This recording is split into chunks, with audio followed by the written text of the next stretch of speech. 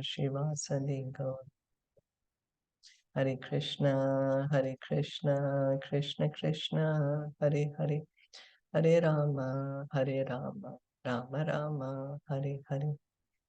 So we are going to continue reading from Srimad Bhagavatam, Canto 1, Chapter 3, Text 16. Does anyone remember where we are at? What is the section we are reading? We are talking about all the Purusha avatars, and we were reading about the avatars, all the different avatars in the order, like Manas, the Chakshusha avatar, and the different avatars of Lord Vishnu. Like we read about Kapil Muni, we read about Rishabdev, we read about Ram. No, we haven't read about Ramji yet. We read about Atri Muni, and we also read about Prajapatis. We also read about Prithu Maharaj, and right? Yes. Thank you, Lord Varahadev, Matsya. Varahadev, yes. Matsya also. Okay, very nice. Thank you. Thank you. Sura Suranam Udadhim. Suranam Udadhim. Matnatam Mandarachalam. Madhanatam Mandarachalam. Dadre Kamatha Rupena. Dadre Kamatha Rupena. Prishtha Ekadashe Vibhuho. Krishna Ekadashi. You know, your voice is breaking. Translation. That's why I don't want to read. All right. Thank you. The 11th incarnation of the Lord took the form of a tortoise, whose shell served as a pivot for the Mandarachala hill, which was being used as a churning rod by the theist and atheist of the universe. Purport. Once both the atheist and theist were engaged in producing nectar from the sea so that all of them could become deathless by drinking it. At that time, the Mandarachala hill was used as the churning rod, and the shell of the Lord Tortoise, the incarnation of Godhead, became the resting place, pivot of the hill in the sea water. So does anyone know which is this avatar called? The tortoise avatar. Yeah, the what's his tortoise. name? Yeah. Tortoise. Kurma. Huh? Yes, that's right. Is it Kurma? Yes, that's right. So now the Lord is coming as a tortoise. So is his body same like an ordinary material tortoise? No. No, that's right. That's right. Thank you. His form as tortoise is also transcendental. That's why we are worshipping. It's an incarnation of Krishna. It's transcendental. Dhanvantaram dvadasha mam. Dhanvantaram dvadasham. Trayodashamam evacha. Trayodashamam evacha. Apayayat suran anyan. Apayayat suran anyan. Mohinya mohayam striya. Mohinya mohayam striya. Mohayan striya. Translation. In the 12th incarnation, the Lord appeared as Dhanvantari, and in the 13th, he allured the atheist by charming the beauty of a woman and gave nectar to the demigods to drink. So this is the pastime of the churning of the ocean, no? Lord becomes Kurma, so the manthara hill can be put on him. They're churning demigods and demons, and certain things were coming out of the churning. Dhanvantari was one of them. And he's an incarnation of the Lord. And of course, you know, they both were fighting, the demons and demigods. Who's going to get the nectar? So the Lord came as Mohini Roop, to captivate the demons and give the nectar to the demigods. Chaturdasham Narasimham Chaturdasham Narasimham Vibradai Daityendram Urjitam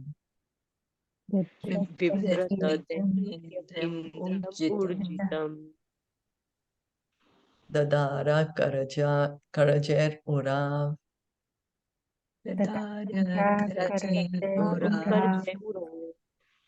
Erakam Katakrit Yatha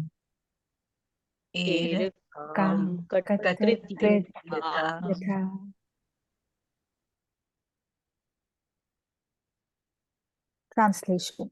In the 14th incarnation, the Lord appeared as Narasimha and bifurcated the strong body of the atheist Hiranyakashipu with his nails, just as a carpenter pierces cane. This is Lord Nishingadev.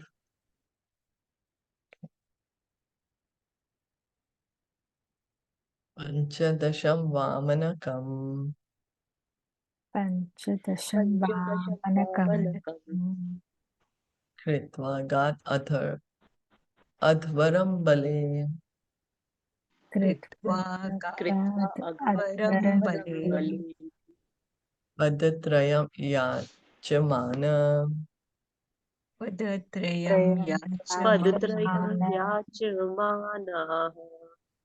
Pratyadichustripishtapam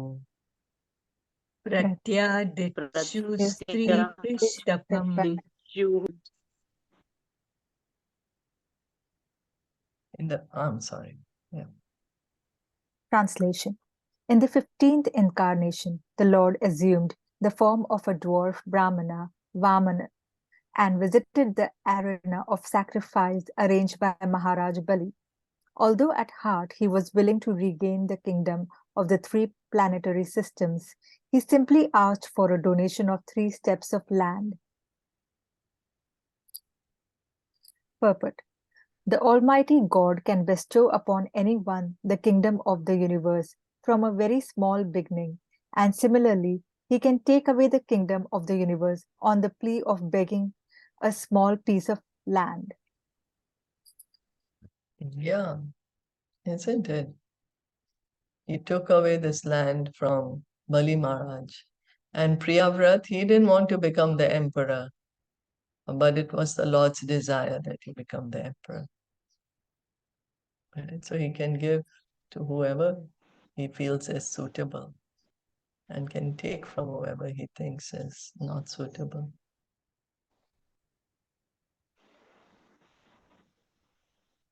Avatare Shodashame Avatare Shodashami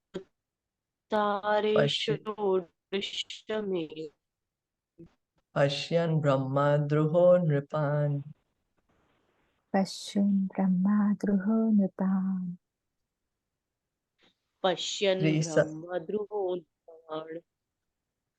Tri Sapta Kritva Kupito Tri Sapta Kritva Kupito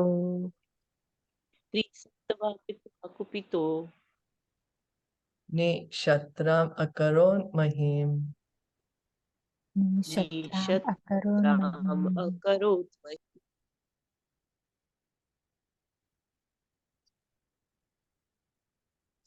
Translation. In the 16th incarnation of the Godhead, the Lord, as Bhrigupati, annihilated the administrative class, Kshatriyas, 21 times, being angry with them because of their rebellion against the Brahmanas, the intelligent class. Purport. The Kshatriyas, or the administrative class of men, are expected to rule the planet by the direction of the intelligent class of men who give direction to the rulers in terms of standard shastras or the books of revealed knowledge. The rulers carry on the administration according to that direction. Whenever there is disobedience on the part of the Kshatriyas or the administrative class against the orders of the learned and intelligent Brahmanas, the administrators are removed by force from the post. An arrangement is made for better administration. This is Lord Parshuram, no? He killed he killed all the Kshatriyas 21 times. So here Prabhupada is pointing out that when the rulers are not carrying out, when they're not ruling according to the instructions of the intelligent class, means they're not ruling properly, then the Brahmanas make arrangements to change. Does anyone remember? Recently we read a pastime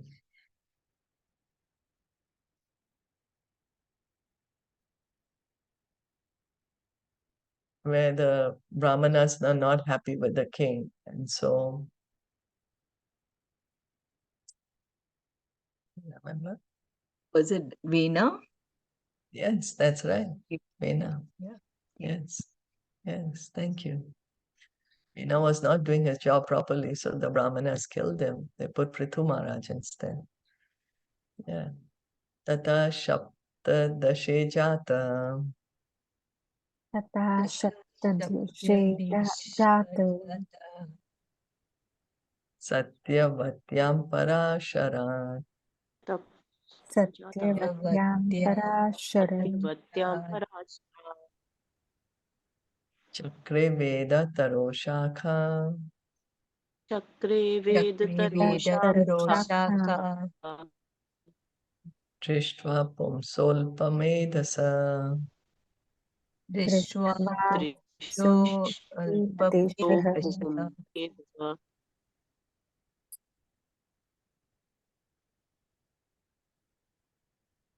Translation. Thereafter, in the 17th incarnation of Godhead, Sri Vyasadeva appeared in the womb of Satyavati through Parashara Muni, and he divided the one Veda into several branches and sub-branches, seeing that the people in general were less intelligent. Purport. Originally, the Veda is one, but Srila Vyasadeva divided the original Veda into four, namely Sama, Yajur, Rig, Atharv, and then again they were explained in different branches like the Puranas and Mahabharata.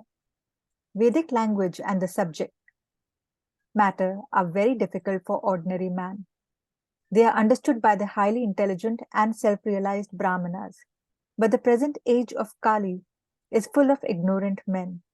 Even those who are born by a Brahmana father are in the present age no better than Shudras or the women.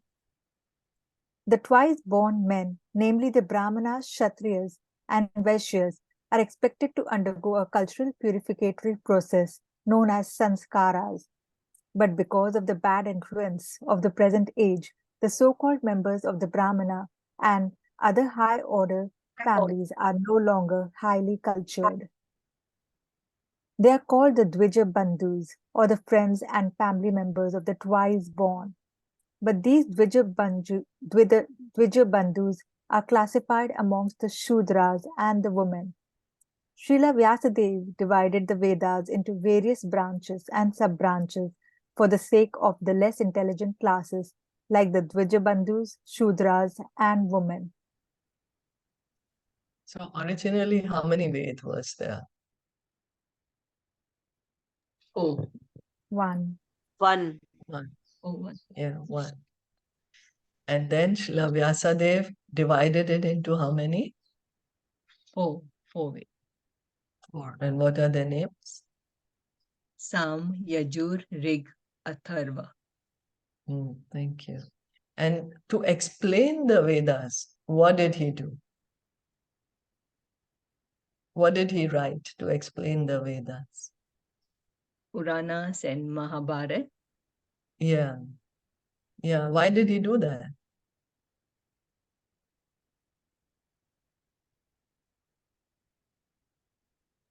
To explain to Because- the less intelligent class. I'm sorry. To explain it to the Yeah, less for the intelligent Kalyug people. class. Yeah, for Kali, we are all less intelligent in this age. We are not able to understand the Vedic language. The Vedic language is very high language, you know. Like, for example, a child in kindergarten cannot understand calculus if you talk to him. So then you have to explain to him very simple way. So to explain the Vedas for us, he wrote the Puranas and Mahabharata. Otherwise, it's only the self-realized people can understand Vedic language.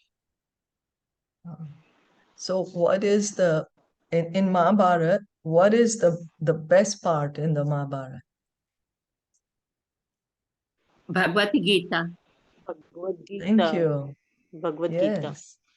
Thank you. Yeah. So, just like a mother may give the child candy, but inside there is medicine also. So just so the child can take the medicine, she coats it with some sweet.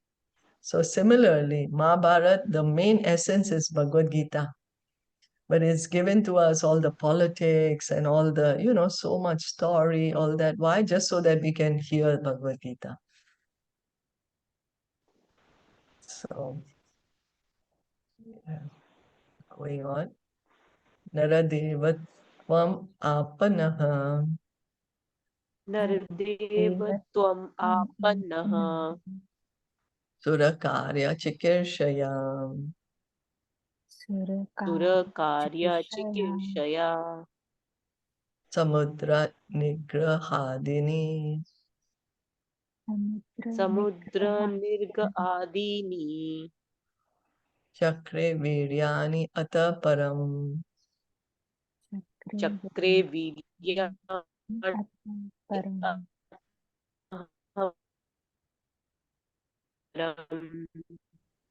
Translation.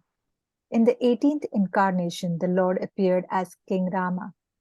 In order to perform some pleasing work for the demigods, he exhibited superhuman powers by controlling the Indian Ocean and then killing the atheist King Ravana, who was on the other side of the sea. Purport. The personality of Godhead, Sri Rama, assumed the form of a human being and appeared on the earth for the purpose of doing some pleasing work for the demigods or the administrative personalities to maintain the order of the universe. Sometimes great demons and atheists like Ravana and Hiranyakashipu and many others become very famous due to advancing material civilization by the help of material science and other activities, with a spirit of challenging the established order of the Lord. For example, the attempt to fly to other planets by material means is a challenge to the established order. The conditions of each and every planet are different, and different classes of human beings are accommodated there for particular purposes mentioned in the codes of the Lord. But puffed up by the tiny success in material advancements, sometimes the godless materialists challenge the existence of God. Ravana was one of them, and he wanted to deport ordinary men to the planet of Indra, heaven, by material means without consideration of the necessary qualifications. He wanted a staircase to be built up directly reaching the heavenly planet, so that people might not be required to undergo the routine of pious work necessary to enter that planet. He also wanted to perform other acts against the established rule of the Lord. He even challenged the authority of Sri Rama, the personality of Godhead, and kidnapped his wife Sita. Of course, Lord Rama came to chastise this atheist, answering the prayer and desire of the demigods. He therefore took up the challenge of Ravana and the complete activity is the subject matter of the Ramayana. Because Lord Ramachandra was the personality of Godhead, he exhibited superhuman activities which no human being, including the materially advanced Ravana, could perform. Lord Ramchandra prepared a royal road on the Indian Ocean with stones that floated on the water. The modern scientists have done research in the area of weightlessness, but it is not possible to bring in weightlessness anywhere and everywhere. But because weightlessness is the creation of the Lord, by which he can make the gigantic planets fly and float in the air, he made the stones even within this earth to be weightless and prepared a stone bridge on the sea without any supporting pillar. That is the display of the power of God. Lord Ramachandra, he comes as an incarnation to kill Ravan. Ravan, atheist. Ravan, he was very powerful, he was controlling the demigods. And what he wanted to do, he wanted to build a staircase going from earth to Indralok.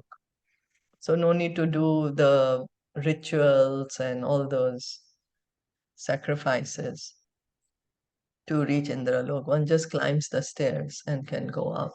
So many people, of course, would be happy to do so, but this is against the laws of God. When one is not qualified to be in a particular planet, then it will change the entire well-being of that planet, as well as the well-being of the person involved. So he was doing such things, Ravan, and also we know that he kidnapped Mother Sita. And here Prabhupada is mentioning that Lord Ramachandra, how he created a bridge of the floating stones.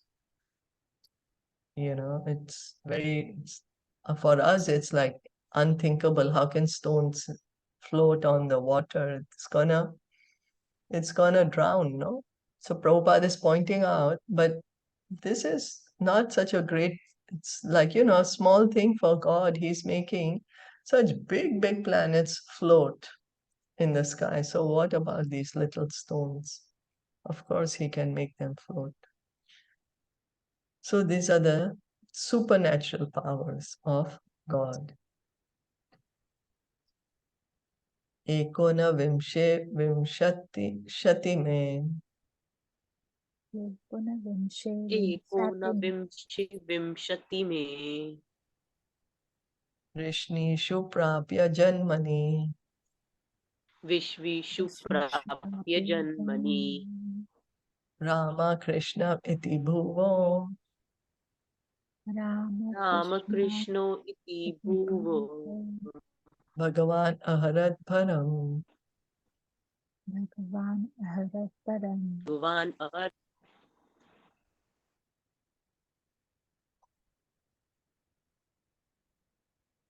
Translation. In the 19th and the 20th incarnations, the Lord invented himself as Lord Balram and Lord Krishna in the family of Vrishni, the Yadu dynasty. And by so doing, he removed the burden of the world. Purport. The specific mention of the word Bhagwan in this text indicates that Balram and Krishna are original forms of the Lord. This will be further explained later. Lord Krishna is not an incarnation of the Purusha, as we learned from the beginning of this chapter. He is directly the original personality of Godhead. And Balram is the first plenary manifestation of the Lord. From Baladev, the first phalanx of plenary expansions, Vasudev, Sankarsana, Anuruddha, and Pradyumna expands. Lord Shri Krishna is Vasudev and Baladev is Sankarsana. So we heard in the beginning that all the incarnations within the universe are coming from the expansions of Shirodakshai Vishnu. Shirodakshai Vishnu is one of the Purusha avatar. But we also heard that how Shirodakshai Vishnu happens, how he comes from Garbhodakshai Vishnu. Garbhodakshai Vishnu is coming from Mahavishnu. Mahavishnu is coming from the Chaturvyuha expansion. And where's the Chaturvyuha coming from? Coming from Balaramji. And where is Balaramji coming from? Krishna. So Krishna is the original personality of Godhead. Krishna is not an incarnation. He is the original form of God. Swayam Bhagavan. And Lord Balaram is his first expansion.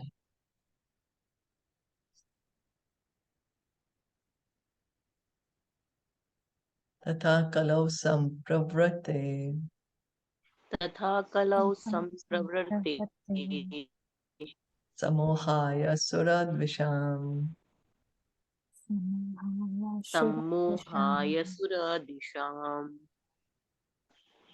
buddho nam nanjana sutaha buddho namna anjata sutaha kikateshu bhavishyati. ikateshu bhavishyati.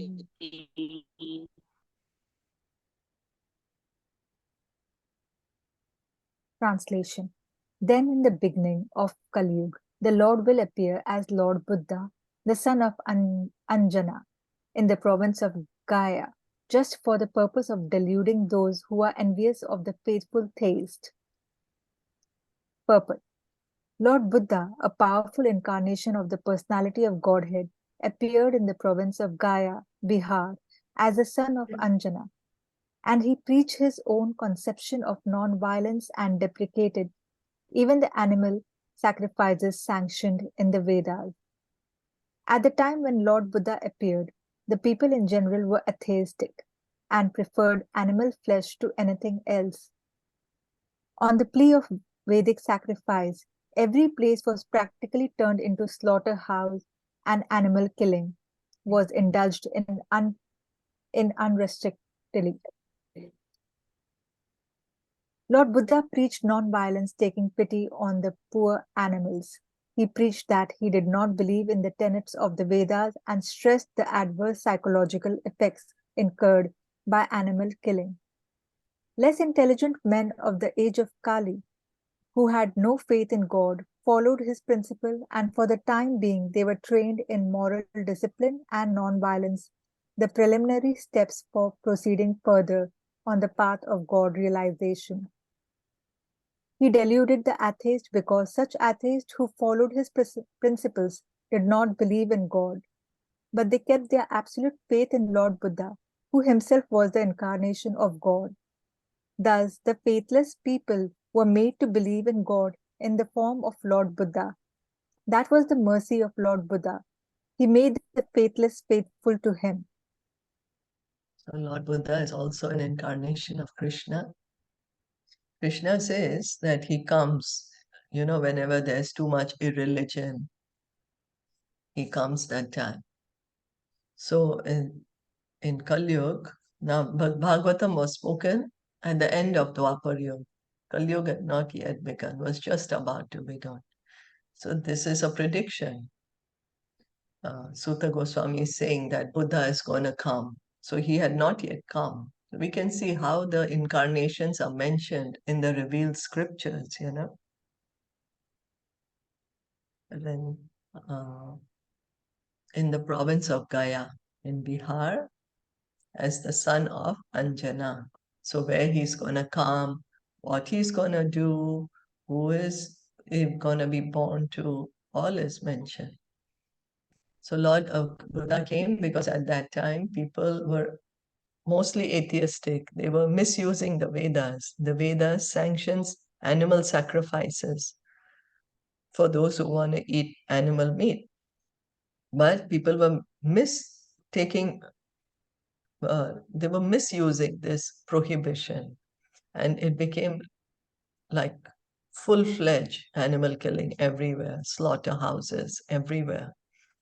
Instead of, understanding it's just a regulation to gradually raise our consciousness, but people were misusing this.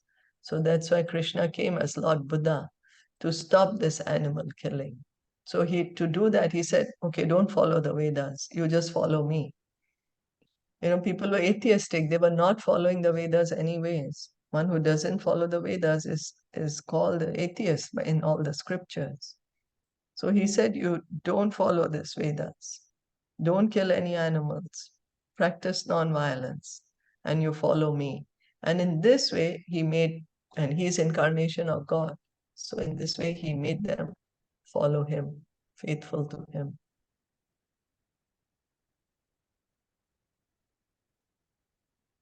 Killing of animals before the advent of Lord Buddha was the most prominent feature of the society. People claimed that these were Vedic sacrifices. But when the Vedas are not accepted through the authoritative disciplic succession, the casual readers of the Vedas are misled by the flowery language of that system of knowledge. In the Bhagavad Gita, a comment has been made on such foolish scholars, avispashchitaha. The foolish scholars of Vedic literature who do not care to receive the transcendental message through the transcendental realized sources of disciplic succession are sure to be bewildered. To them, the ritualistic ceremonies are considered to be all in all. They have no depth of knowledge. According to the Bhagavad Gita 15.15, Vedaischa sarver aham eva vedya. The whole system of the Vedas is to lead one gradually to the path of the Supreme Lord. The whole theme of Vedic literature is to know the Supreme Lord, the individual soul, the cosmic situation, and the relation between all these items. When the relation is known, the relative function begins, and as a result of such a function, the ultimate goal of life or going back to Godhead takes place in the easiest manner. Unfortunately, unauthorized scholars of the Vedas become captivated by the purificatory ceremonies only, and natural progress is thereby checked.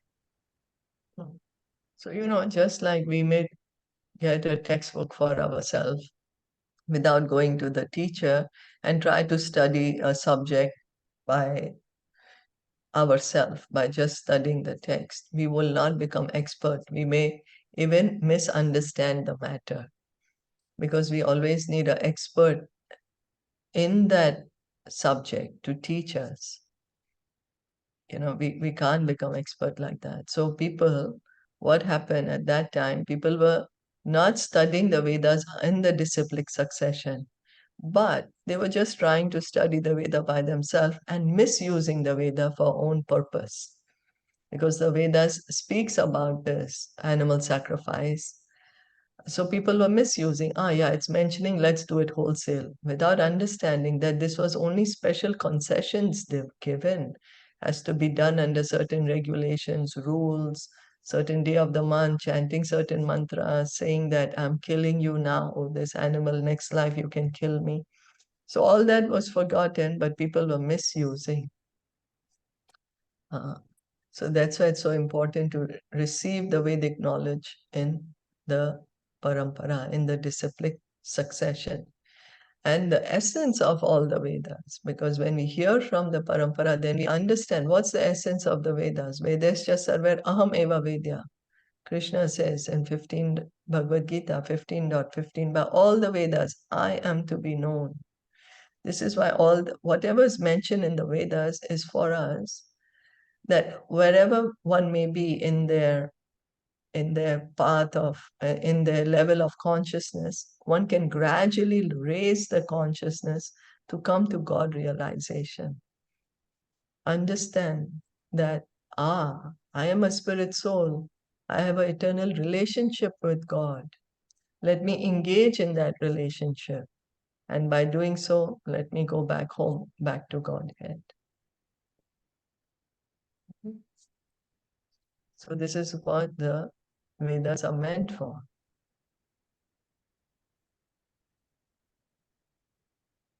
To such bewildered persons of atheistic propensity, Lord Buddha is the emblem of theism.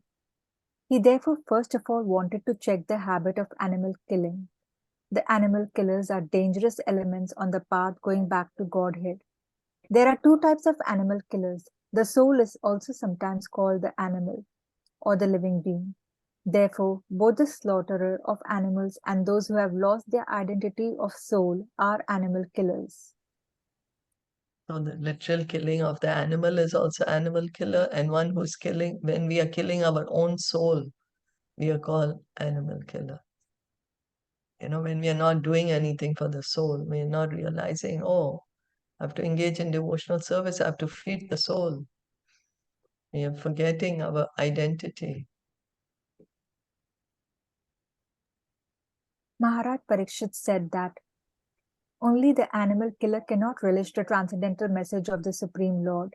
Therefore, if people are to be educated to the path of Godhead, they must be taught first and foremost to stop the process of animal killing as above mentioned. It is nonsensical to say that animal killing has nothing to do with spiritual realization. By this dangerous theory, many so-called sannyasis have sprung up by the grace of Kali Yuga who preach animal killing under the garb of the Vedas. The subject matter has already been discussed in the conversation between Lord Chaitanya and Maulana Chand Qazi Sahib. The animal sacrifice as stated in the Vedas is different from the unrestricted animal killing in the slaughterhouse because the Asuras or the so-called scholars of Vedic literatures put forward the evidence of animal killing in the Vedas.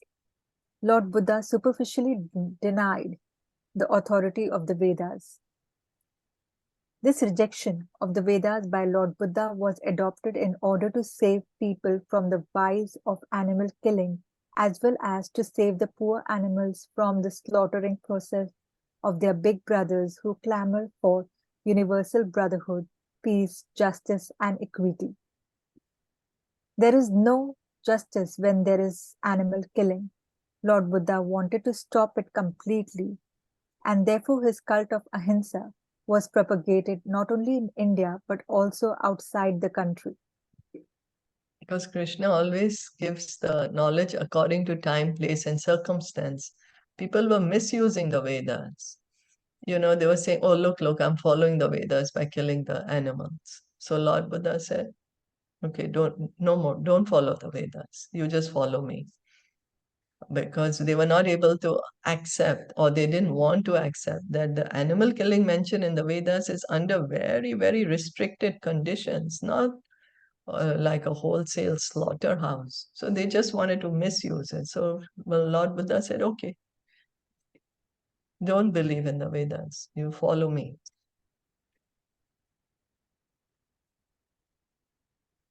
Technically, Lord Buddha's philosophy is called atheistic because there is no acceptance of the Supreme Lord and because that system of philosophy denied the authority of the Vedas. But that is an act of camouflage by the Lord. Lord Buddha is the incarnation of Godhead. As such, he is the origin propounder of Vedic knowledge. He therefore cannot reject Vedic philosophy, but he rejected it outwardly because the Shuradvisha, or the demons who are always envious of the devotees of Godhead, try to support cow killing or animal killing from the pages of the Vedas, and this is now being done by the modernized sannyasis. Lord Buddha had to reject the authority of the Vedas altogether. This is simply technical, and had it not been so, he would not have been so accepted as the incarnation of Godhead. Nor would he have been worshipped in the transcendental songs of the poet Jayadeva, who is the Vaishnava Acharya. Lord Buddha preached the preliminary principles of the Vedas in a manner suitable for the time, and so also did Shankaracharya to establish the authority of the Vedas. Therefore, both Lord Buddha and Acharya Shankara paved the path of theism, and Vaishnava Acharyas, specifically Lord Sri Chaitanya Mahaprabhu, led the people on the path towards a realization of going back to Godhead.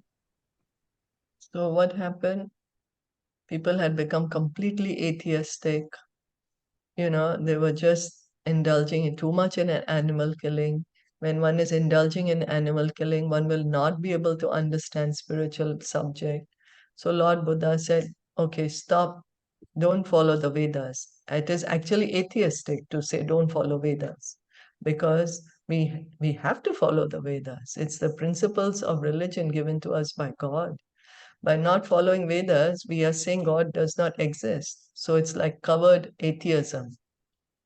But of course, Lord Buddha, he's God himself. He himself is the speaker of the Vedas. So that's why he said, okay, temporarily, don't listen to this.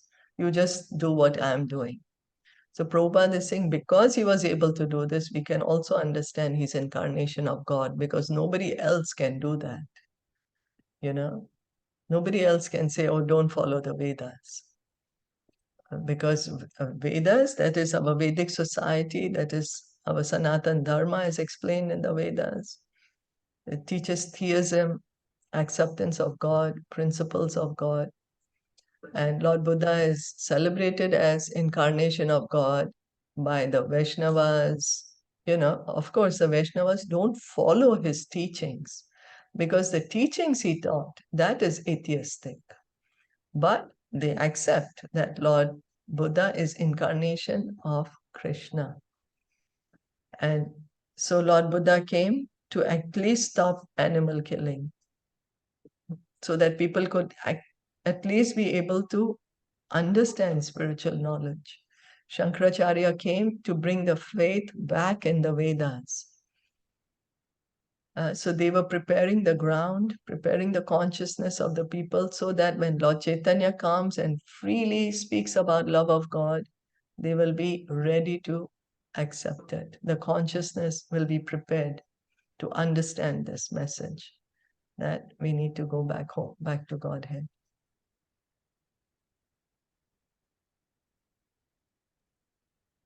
Would anybody want to continue reading?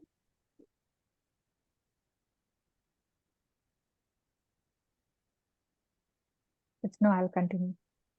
We are glad that people are taking interest in the non-violent movement of Lord Buddha. But will they take the matter very seriously and close the animal slaughterhouses altogether? If not, there is no meaning to the Ahimsa cult. Srimad Bhagavatam was composed just prior to the beginning of the age of Kali,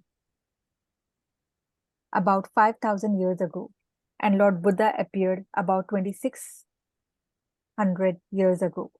Therefore, in the Srimad Bhagavatam, Lord Buddha is foretold. Such is the authority of this clear scripture. There are many such prophecies, and they are being fulfilled one after another. They will indicate the positive standing of Srimad Bhagavatam, which is without any trace of mistakes, illusion, cheating, and imperfection, which are the four flaws of all conditioned souls. The liberated souls are above these flaws, therefore they can see and foretell things which are to take place on distant future dates. So Bhagavatam was spoken 5,000 years ago. Lord Buddha appeared 2,600 years ago.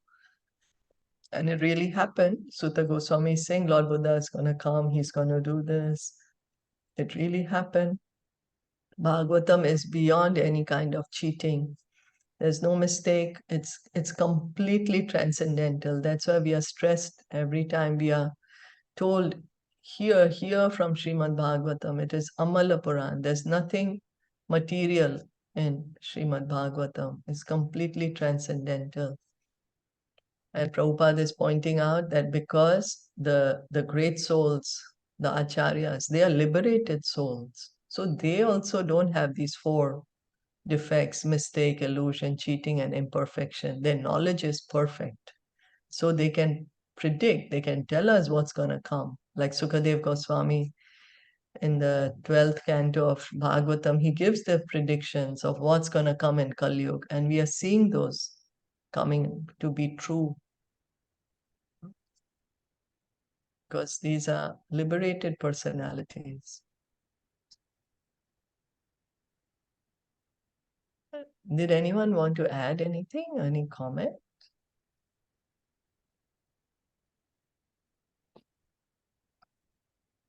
Yeah, we should have understood like long back. They are also souls.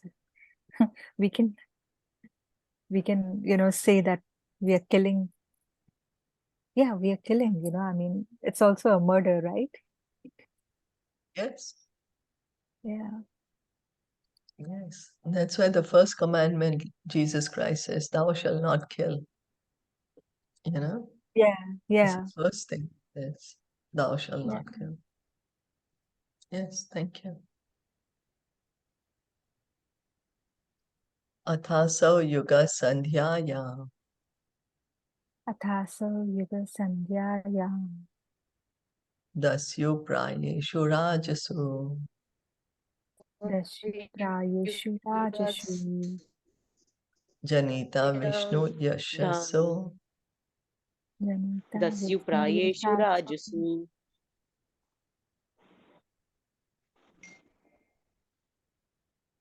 Namna Kalkir Jagatpatihi. Namna Kalkihi Jagatpati.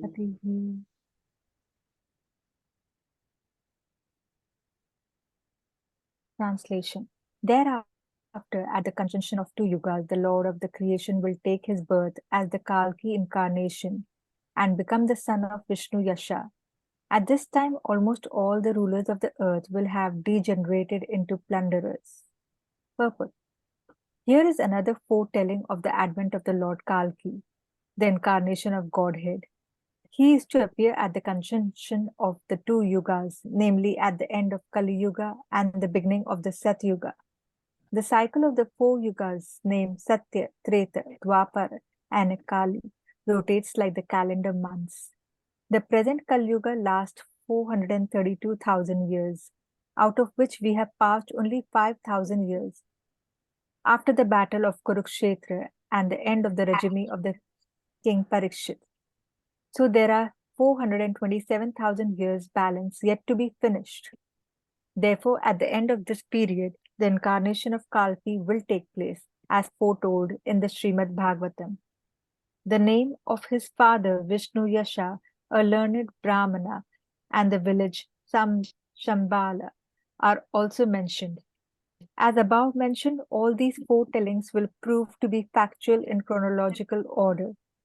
That is the authority of Srimad Bhagavatam. We may say sometimes, oh, I think this is going to happen. I think that will going to happen.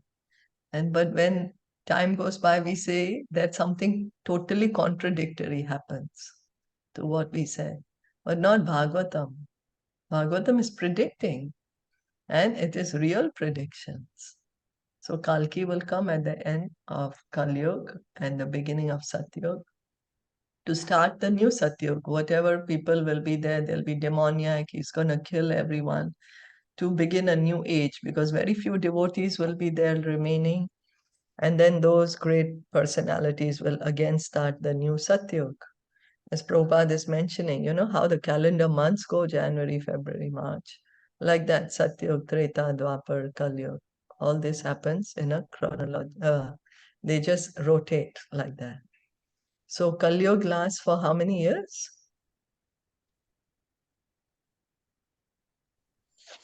432 years.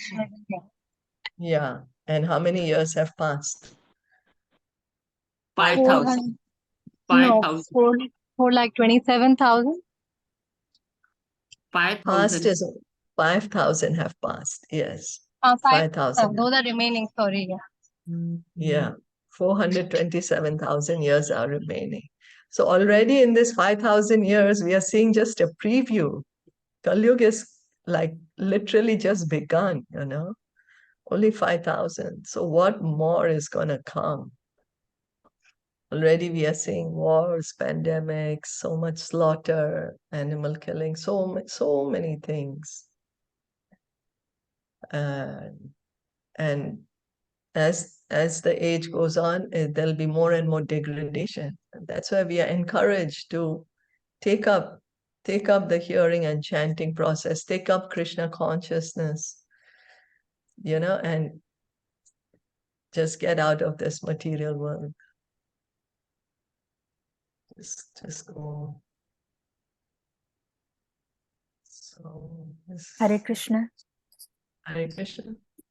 Why are we reading now that it's 5,000 years past already? This book must have been written long time ago, right? Prabhupada is saying in the translation. Oh, okay. Yeah, this translation, right. Yeah, Okay. in the purport, not even in the translation, sorry, in the purport. Yeah. Yes, sorry, Hare Krishna. Yeah, no worries. Avatara hi asankheya. Avatarahi Ashankheya. Hare sattva nidhe dvija. Hare Hare Sattvanidhi Vijaya. Satvanidhi Dvija. Yatha vidashina kulya. Yatha avidasina Vidashina kulya. Kulya. Sarasasyo Sahasrashah.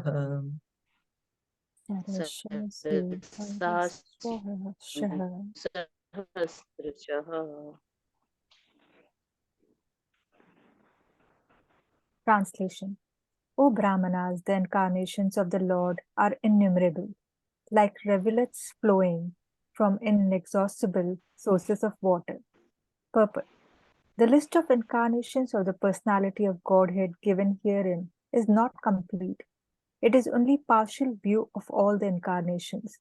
There are many others such as Sri Hayagriva, Hari Hansa, Krishna Garbha, Vibhu, Satyashena, Vaikuntha, Sharva Bhauma, Vishvakshena, Dharma Shetu, Sudhama, Yogeshwara, Brihad Bhanu, and others of the bygone ages. Sri Prahlad Maharaj said in his prayer, "My Lord, you manifest as many incarnations as there are species of life, namely the aquatics, the vegetables, the reptiles, the birds, the beasts, the men, the demigods, etc., just for the maintenance of the faithful and the annihilation of the unfaithful. You advent yourself in this way in accordance with the necessity of the different yugas. In the Kali Yuga, you have incarnated garbed as a devotee. This incarnation of Lord in Kali Yuga is Lord Chaitanya Mahaprabhu. There are many other places both in Bhagavatam and in other scriptures in which the incarnation of Lord as Sri Chaitanya Mahaprabhu is explicitly mentioned. In the Brahma Samhita, also it is said indirectly that although there are many incarnations of the Lord, such as Rama, Narsimha, Varaha, Matsya, Kurma, and many others, the Lord himself sometimes incarnates in person. Lord Krishna and Lord Sri Chaitanya Mahaprabhu are not, therefore, incarnations, but the original source of all other incarnations. This will be clearly explained in the next sloka. So the Lord is the inexhaustible source of innumerable incarnations which are not always mentioned. But such incarnations are distinguished by specific extraordinary feats, which are impossible to be performed by any living being. That is the general test to identify an incarnation of the Lord, directly and indirectly empowered. Some incarnations mentioned above are almost plenary portions. For instance, the Kumaras are empowered with transcendental knowledge. Sri Narad is empowered with devotional service. Maharaj Prithu is an empowered incarnation with executive function. The Matsya incarnation is directly a plenary portion. So the innumerable incarnations of the Lord are manifested all over the universe constantly without cessation, as water flows constantly from waterfalls. So Sutta Goswami is saying the incarnations of the Lord are unlimited. We barely know about a few. There are so many others that we don't even know about. Here we are hearing about so many other incarnations. It's impossible to understand all the incarnations of the Lord. Why? Because they are unlimited. Unlimited. And Prahlad Maharaj is saying the Lord incarnates in every species. He is incarnating in all aquatic, vegetables, reptiles, birds, beasts, men, demigods, all the species is coming in. And he's also speaking of Lord Chaitanya, that you come as a devotee in Kali Yuga. Lord Chaitanya and Lord Krishna, they are not incarnation, they are the original form of God, the original personality of Godhead. And they are not expansion of God, they are original person, original personality. Ete cha amsa kalapamsa Krishnastu Bhagavan Swayam. Sri Chaitanya, Radha Krishna nahi anya. Sri Krishna Chaitanya, Radha Krishna nahi anya. Lord Chaitanya is a combined form of Radha and Krishna. He's non-different from them. So he's not an incarnation. He is Krishna himself, original personality of God himself. The others, Lord Ramachandra, Nishinga, Varaha, Matsya, they're all incarnations of God.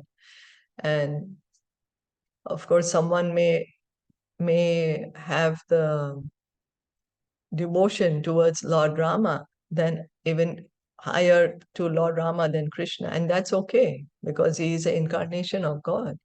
Lord Ramachandra has his planet in Ayodhya. Like Hanuman, he has special devotion to Lord Ramachandra, you know. And Lord Ramachandra, he has his Vaikuntha planet in the spiritual sky in Ayodhya.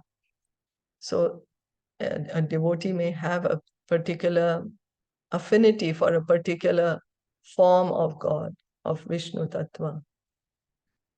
That's all right, but we have to understand that this is different than the demigods. The demigods are individual souls, but the incarnations, they are all forms of God. They're expansions of God Himself. So they're eternal, they're spiritual. It's God. Yes. And then there are the Shakti-Avesh avatars where Krishna empowers certain individual souls with certain power, like here, Kumaras are empowered with knowledge, Narad is empowered with devotional service, Prithu Maharaj is empowered with executive function. Matsya avatar is directly incarnation of the Supreme Lord, so it will be counted in as Vishnu Tattva. Yeah, so there's so many incarnations of the Lord. Are there any comments or questions?